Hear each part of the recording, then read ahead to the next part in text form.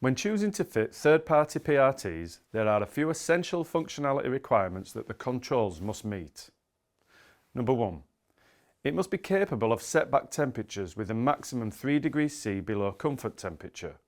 For example, 21 degrees C comfort and 18 degrees C setback. Number 2. It must have heating schedules with a minimum optimization of 2.5 hours. And number 3. It must have a maximum cycle rate of 1 per hour. This is important, and there are not many PRTs on the market with this functionality.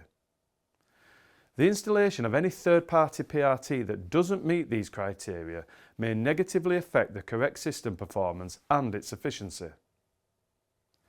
To wire the third-party PRT, first access the control box by removing the front panel.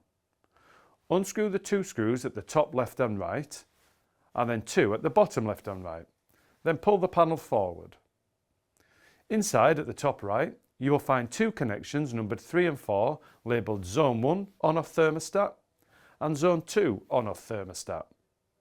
Firstly, remove the pre-installed link and then connect the 2 switch wires from the third-party PRT to Zone 1 on-off thermostat.